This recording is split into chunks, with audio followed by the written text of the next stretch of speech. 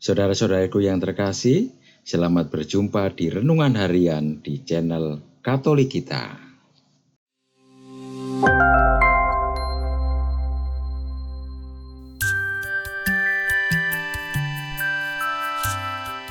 Hari ini, Sabtu, 31 Agustus 2024, Pekan Biasa ke-21.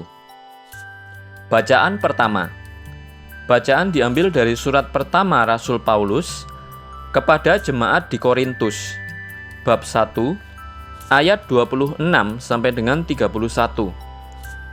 Saudara-saudara, coba ingatlah bagaimana keadaanmu ketika dipanggil. Menurut ukuran manusia, tidak banyak di antara kalian yang bijak, tidak banyak yang berpengaruh, tidak banyak yang terpandang.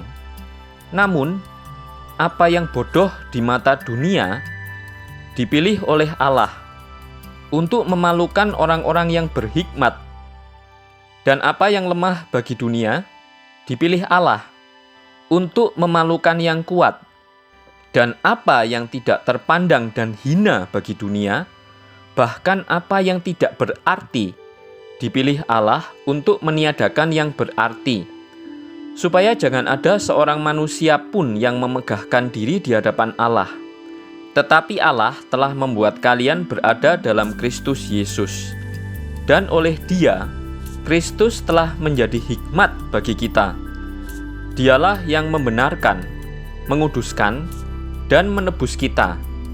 Maka, sebagaimana tertulis dalam kitab suci, barang siapa bermegah, hendaklah ia bermegah dalam Tuhan. Demikianlah sabda Tuhan. Syukur kepada Allah. Bacaan diambil dari Injil Matius, bab 25, ayat 14 sampai dengan ayat 30. Sekali peristiwa, Yesus menyampaikan perumpamaan ini kepada murid-muridnya. Sebab kerajaan surga seumpama seorang yang mau bepergian. Ia memanggil hamba-hambanya dan mempercayakan hartanya kepada mereka. Yang seorang diberinya 5 talenta, yang seorang lagi 2, dan yang seorang lain lagi 1, masing-masing menurut kesanggupannya. Lalu ia berangkat. Segera pergilah hamba yang menerima 5 talenta itu. Ia menjalankan uang itu, lalu peroleh laba 5 talenta.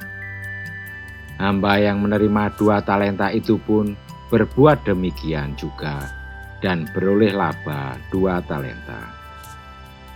Namun hamba yang menerima 1 talenta itu pergi dan menggali lubang di dalam tanah, lalu menyembunyikan uang tuannya. Lama sesudah itu pulanglah tuan hamba-hamba itu, lalu mengadakan perhitungan dengan mereka. Hamba yang menerima 5 talenta itu datang dan membawa laba 5 talenta, katanya, "Tuan, 5 talenta Tuan percayakan kepadaku.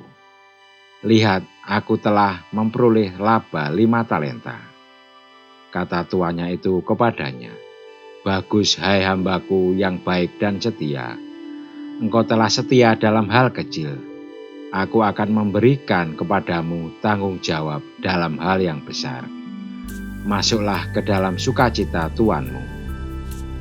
Sesudah itu datanglah hamba yang menerima 2 talenta itu, katanya, "Tuan, 2 talenta percayakan kepadaku. Lihat, aku telah peroleh laba 2 talenta." Kata tuannya itu kepadanya, "Bagus, hai hambaku yang baik dan setia. Engkau telah setia dalam hal kecil. Aku akan memberikan kepadamu tanggung jawab dalam hal yang besar. Masuklah dan turutlah dalam kebahagiaan tuanmu." Kini datanglah juga hamba yang menerima 1 talenta itu dan berkata, "Tuan, aku tahu bahwa Tuhan adalah manusia yang kejam, yang menuai di tempat di mana Tuhan tidak menabur, dan yang memungut dari tempat di mana Tuhan tidak menanam. Karena itu aku takut dan pergi menyembunyikan talenta tuan itu di dalam tanah. Ini, terimalah kepunyaan tuan. Maka jawab tuannya itu, hai kamu hamba yang jahat dan malas. Jadi kamu sudah tahu bahwa aku menuai di tempat di mana aku tidak menabur, dan memungut dari tempat di mana aku tidak menanam. Karena itu sudah seharusnya uangku itu kuberikan kepada orang yang menjalankan uang, supaya sekembalinya aku menerimanya serta dengan bunganya. Sebab itu ambillah talenta itu daripadanya, dan berikanlah kepada orang yang mempunyai 10 talenta itu. Karena setiap orang yang mempunyai kepadanya akan diberi, sehingga ia berkelimpahan. Tetapi siapa yang tidak mempunyai, apapun juga yang ada padanya akan diambil daripadanya. Dan campakkanlah hamba yang tidak berguna itu ke dalam kegelapan yang paling gelap. Di sanalah akan terdapat ratap dan kertak gigi. Demikianlah sabda Tuhan. Terpujilah Kristus. Saudara-saudariku yang terkasih, kita seringkali melihat dan mengalami bahwa orang-orang sederhana, miskin, dan tidak terpandang selalu dipandang sebelah mata. Mereka dianggap seolah-olah tidak ada, disepelekan, diolok-olok, dicaci maki, bahkan dikorbankan. Begitulah sikap orang-orang duniawi dalam memandang sesamanya. Biasanya orang kuat memegang kendali atas orang lemah, miskin, sederhana, dan hina.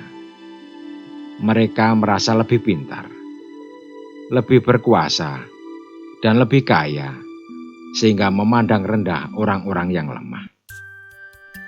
Orang-orang yang berbuat semena-mena terhadap sesamanya adalah mereka yang hidup tanpa kasih. Dalam Injil hari ini, kita merenungkan kisah tentang hamba yang baik dan setia, serta hamba yang jahat dan malas. Tuhan menitipkan hartanya kepada kita, bukan hanya untuk dipendam bagi diri kita sendiri. Sebab pada dasarnya, harta itu bukanlah milik kita, melainkan milik Tuhan. Pada saatnya kita mempertanggungjawabkan semuanya itu. Apakah kita memanfaatkan harta itu menjadi berguna untuk Tuhan dan sesama, ataukah kita menyia-nyiakannya? Artinya, segala pemberian Tuhan kepada kita harus berguna untuk kemuliaan nama Tuhan. Jadi, kita setia dalam perkara kecil, maka kita juga setia dalam perkara besar. Jika kita setia kepada Tuhan dalam kehidupan di dunia ini, maka Tuhan akan mempercayakan kehidupan kekal kepada kita. Bunda Maria, penolong abadi. Setiap tanggal 27 Juni, Gereja Katolik memperingati Pesta Bunda Maria Penolong atau Our Lady of Perpetual Help, nama yang dipilih sendiri oleh Bunda Maria dalam suatu penampakan. Ada 117 gelar yang disematkan kepada sosok Bunda Maria. Bunda Maria Penolong adalah sebuah ikon Bizantium yang dilukis di atas kayu dan berasal dari sekitar abad ke-13. Tidak ada yang tahu siapa pelukis ikon berukuran 54 x 41,5 cm ini. Lukisan ini menggambarkan Bunda Maria di bawah gelar Bunda Allah, menggendong kanak-kanak Yesus. Lalu ada malaikat agung Santo Mikael dan Santo Gabriel melayang di kedua pojok atas, masing-masing memegang alat sengsara. Santo Mikael di pojok kiri memegang tombak, bunga karang yang dicelupkan ke dalam anggur asam, serta mahkota duri. Sementara Santo Gabriel di pojok kanan memegang salib dan paku-paku. Kisah lukisan Bunda Penolong Abadi. Menurut tradisi, pada akhir abad ke-15, yaitu di tahun 1495, seorang pedagang anggur mencuri ikon Bunda Penolong Abadi dari biara keras Kardiotissa di Pulau Kreta dan membawanya ke Roma dengan kapal laut. Dalam perjalanan, tiba-tiba mengamuklah badai dahsyat yang mengancam nyawa para penumpang kapal. Dalam kepanikannya, si pedagang teringat akan barang bawaannya itu. Lalu ia mengeluarkan gambar Bunda Maria dari bungkusan dan berteriak, "Mari kita berdoa mohon perlindungan Maria bintang laut." Semua mata tertuju pada gambar itu. Mereka berlutut dan mulai berdoa. Tak disangka langit menjadi cerah, angin kencang pun reda, dan ombak kembali teduh. Bunda Maria menampakkan diri dan menyatakan keinginannya agar lukisan itu dihormati di sebuah gereja antara Basilika Santa Maria Maggiore dan Santo Yohanes Lateran di Roma. Itulah sebabnya lukisan itu ditempatkan di gereja Santo Matius dan kemudian terkenal sebagai Madonna dari Santo Matius. Marilah kita berdoa. Tuhan, bantulah kami supaya bisa mempertanggungjawabkan segala pemberian-Mu semata-mata demi kemuliaan nama-Mu. Amin. Saudara-saudaraku yang terkasih, terima kasih atas kebersamaannya di dalam renungan harian ini. Kita akan berjumpa kembali di renungan harian berikutnya. Berkah dalam.